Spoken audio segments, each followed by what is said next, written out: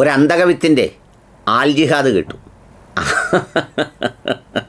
All ജിഹാദ് കേട്ടപ്പോൾ എനിക്ക് ഓർമ്മ വന്നതൊരു പാട്ടാണ്.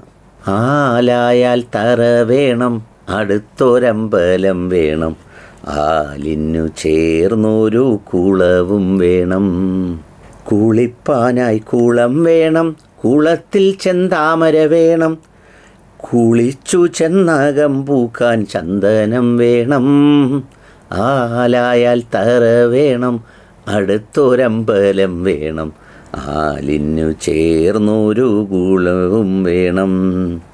യുദ്ധത്തിങ്കൽ രാമൻ നല്ലു, കുലത്തിങ്കൽ സീത നല്ലു, ഊണുറക്കമുപേക്ഷിക്കാൻ ലക്ഷ്മണൻ നല്ലു, ആലായാൽ തറ വേണം, അടുത്തൊരമ്പലം വേണം, ആലിന് ചേർന്നൊരു കുളവും വേണം.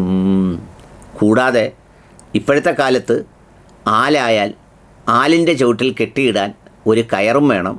പിന്നെ അതുപോലെ തന്നെ ഈ ആൽ ജിഹാദ് എന്നൊക്കെ പറഞ്ഞ് നടക്കുന്നവരെ കെട്ടിയിടാനായി ചികിത്സിക്കാനായി വീട്ടിലുള്ളവരും കുടുംബത്തിലുള്ളവരും പ്രത്യേകം മുൻകൈ എടുക്കുകയും ചെയ്യേണ്ടത് വളരെ അത്യാവശ്യമുള്ള കാര്യമാണ്. യഥാർത്ഥത്തിൽ മനുഷ്യരൂപത്തിൽ ഇങ്ങനെയൊക്കെയുള്ള ജീവികളെ ഈ ഭൂമിയിലേക്ക് സൃഷ്ടിച്ചു വിട്ട് നല്ല ഹിന്ദുക്കൾക്കും ഹിന്ദുമതവിശ്വാസികൾക്കും അപമാനമുണ്ടാക്കുന്നത് കാണുമ്പോൾ വലിയ വേദനയുണ്ട്.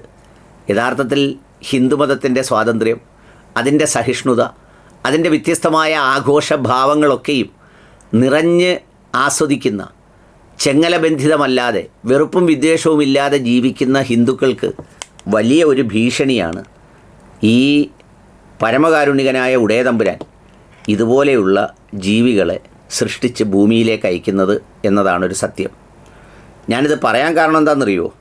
എൻ്റെ പേരാണ് അദ്ദേഹത്തിനും, അനിൽ. ആരോഗ്യകരമായ വലിയ പ്രശ്നങ്ങളൊന്നും കാഴ്ചയിൽ തോന്നിക്കുന്നില്ല.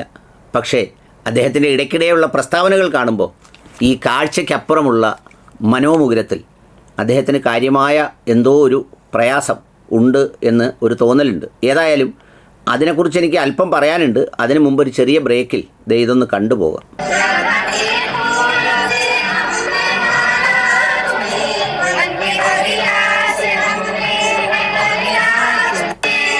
നമ്മുടെ റഷ്യൻ പ്രസിഡന്റ് പുടിന് വേണ്ടി ആല് കളിച്ചവരുടെ ഒരു പ്രാർത്ഥനയാണ്.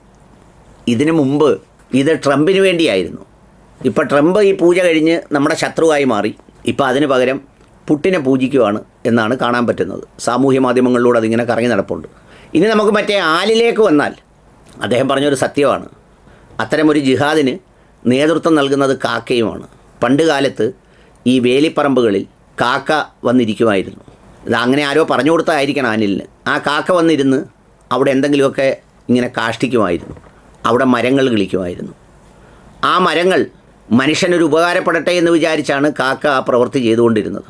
പക്ഷേ ആ മരങ്ങൾ കിളിച്ചു കഴിഞ്ഞപ്പോൾ അത് രണ്ട് അയൽക്കാർ തമ്മിലുള്ള വഴക്കായും വലിയ വക്കാണമായും കൊലപാതകങ്ങളായും മാറിയപ്പോൾ കാക്കകളെല്ലാം കൂട്ടത്തോടെ ഈ ജിഹാദീവൽക്കരിക്കപ്പെട്ട് അതെല്ലാം പാമ്പേഴ്സ് ധരിക്കുകയോ അല്ലെങ്കിൽ അത് തടസ്സപ്പെടുത്തുന്ന നടപടികൾ സ്വീകരിക്കുകയോ ചെയ്തു.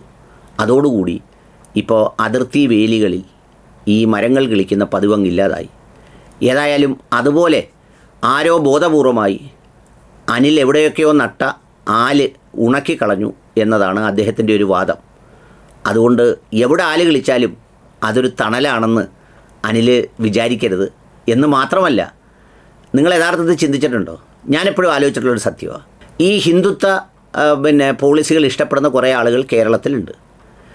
അന്യമത വിരോധം അല്ലെങ്കിൽ മറ്റൊരു മതം രക്ഷപ്പെടുന്നു എന്ന് വിചാരിക്കുന്ന കുറേ ആളുകൾ അതിൽ കൂടുതലുണ്ട്. മലയാളികളുടെ ഒരു പൊതു സ്വഭാവമാണല്ലോ അത്. അതിപ്പോൾ കുടുംബത്തിനകത്തായാലും അയൽ വീട്ടിലായാലും ബന്ധുക്കളിലായാലും ഒരേ പാർട്ടിയിലായാലും എല്ലാം ഈ സംഗതിയുണ്ട്.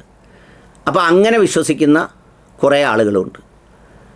അവരാരും ഒരുമിച്ച് ഈ BJPക്ക് വോട്ട് ചെയ്യാത്തതിൻ്റെ കാരണം ഈ കൊള്ളാവുന്ന ഒരാൾ ഇതിനകത്ത് ഒരു കാലഘട്ടത്തിലും കയറി വരുന്നില്ല എന്നതാണ്.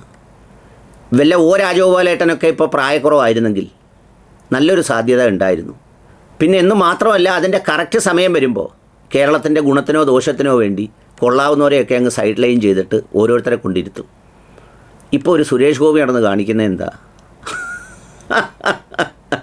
ഇനി 25 കൊല്ലത്തേക്ക് തൃശ്ശൂരിൽ ഏതെങ്കിലും ഒരു BJP സ്ഥാനാർത്ഥി ജയിക്കുമോ? എന്തുമാതിരി വേഷം കെട്ടലും എന്തുമാതിരി കോലം കെട്ടലുമാണ്. അദ്ദേഹത്തെ പിന്തുണച്ചവർ പോലും ഇപ്പോൾ അയ്യടാന്നിരിക്കുക. അപ്പോൾ അതുകൊണ്ട് ആ ഗണത്തിൽ വരുന്നതാണ് ഈ അനിൽകുമാറൊക്കെ. നിങ്ങളൊക്കെ ഹിന്ദുമതത്തിന് നൽകുന്ന അപമാനവും മതേതര സമൂഹം ഇങ്ങനെ നിലനിർത്താൻ സഹായിക്കുന്ന വിധത്തിലുള്ള ഈ പ്രസ്താവനകളും അത് രണ്ടും എടുത്തു പറയേണ്ടതാണ്, സംശയമില്ല.